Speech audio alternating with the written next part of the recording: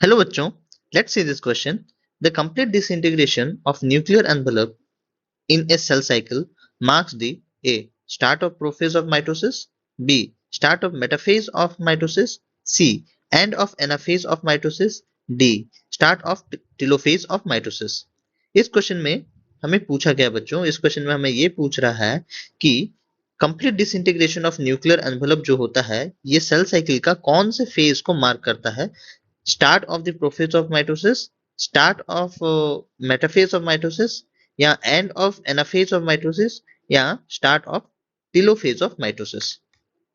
इस क्वेश्चन में इस क्वेश्चन को हम सॉल्व कैसे करें बच्चों? इस क्वेश्चन को सॉल्व करने के लिए हमारे पास एक की कॉन्सेप्ट है।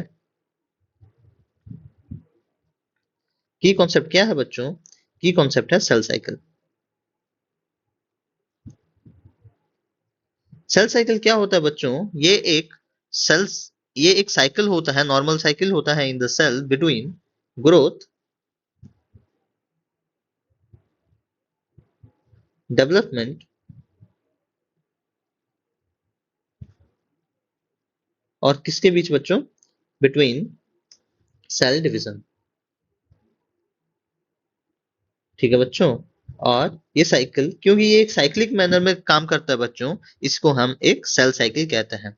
सेल ग्रो करता है, फिर डेवलप करता है बच्चों, और उसके बाद इवेंचुअली वो सेल डिवाइड कर जाता है to form the daughter cells, और फिर से ग्रोथ वाली फेज आ जाती है। इसे हम एंटायरली सेल साइकिल कहते हैं। तो सेल साइकिल है बच्चों, इसे हम डिवाइड कर सकते हैं into further two parts. Cell cycle में यहाँ पे आपको बता देता हूँ, सेल साइकिल को हम फर्दर दो पार्ट्स में डिवाइड कर सकते हैं, interphase phase and M phase में बच्चों। जो एम फेज है बच्चों, यहाँ पे एक्चुअल सेल डिवीजन अकर करता है। सेल डिवीजन हमें देखने को मिलता है in the M phase, but interphase में हमें सेल डिवीजन देखने को नहीं मिलता। यहाँ पे हमें डेवलपमेंट ऑफ द सेल देखने को मिलता है for the cell division, but actual cell division हमें एम फेज में देखने को मिलता है।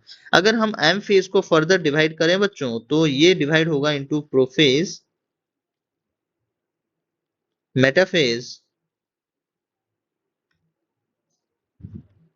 एनाफेज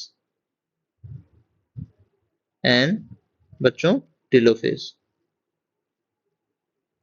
और जो इंटरफेज है बच्चों, इसे हम फर्दर डिवाइड कर सकते हैं into three part, G1 phase, S phase and G2 phase. G1 phase को हम बच्चों, इसका जो फुल फॉर्म होता है वो होता है ग्रोथ फेज 1, S फेज को सिंथेसिस फेज भी कहते हैं, और G2 फेज जो है इसे हम ग्रोथ फेज 2 कह सकते हैं। अभी बच्चों हमें प्रोफेज में क्या देखने को मिलता है? प्रोफेज में हमें देखने को मिलता है the condensation of the chromosomes, जो कि सिंथेसाइज होता है इन दी एच फेज, उसका कंडेंसेशन हमें देखने को मिलता है इन दी क्रोमोसोम। और बच्चों प्रोफेज के एंड तक आते आते, by the end of prophase जो न्यूक्लियर मेम्ब्रेन होता है बच्चों, वो कंप्लीटली डिसइंटीग्रेट कर जाता है। Nuclear membrane disintegrate, nuclear envelope disintegrate. Great. अगर बच्चों ये प्रोफेज के एंड में हो रहा है, at the end of prophase, the end of prophase is marked by the nuclear envelope disintegration. So the start of metaphase of mitosis में हमें देखने को मिलेगा न्यूक्लियर एनवेलप। तो हमारा क्या देखने को मिला बच्चों? हमारा जो सही आंसर है वो होगा option B, the start of metaphase of mitosis.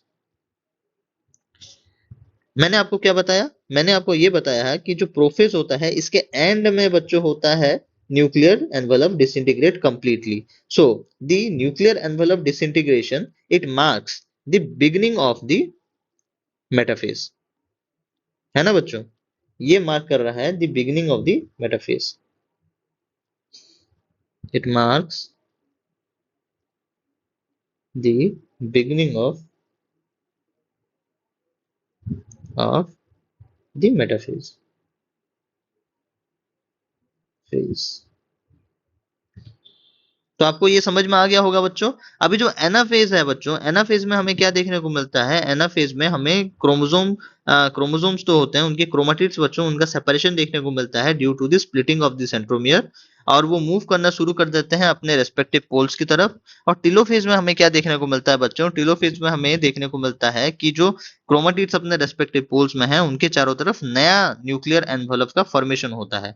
तो यहाँ पे जो ऑप्शन डी है ये तो गलत है, टेलोफेज तो होगा ही नहीं, क्योंकि यहाँ पे न्यूक्लियर मेम्ब्रेन फॉर्म हो जाता है, न्यू न्यूक्लियर मेम्ब्रेन एनवलप। और एंड ऑफ द एनाफेज ये भी तो हो ही नहीं सकता बच्चों। एंड ऑफ एनाफेज में हमें पता है कि सेंट्रोमियर डिवाइड होते हैं, और सेंट्रोमियर डिवाइड कब हो सकता है? जबकि न्यूक्लियर एनवलप वहां पे ना हो। और मूवमेंट ऑफ क्रोमेटिड्स होता है टुवर्ड देयर पोल्स, ये कब हो सकता है? जब न्यूक्लियर मेम्ब्रेन वहां पे ना हो। So the start of the metaphase of the mitosis, it here the nuclear envelope completely disintegrate.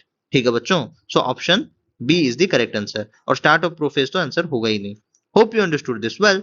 Thank you.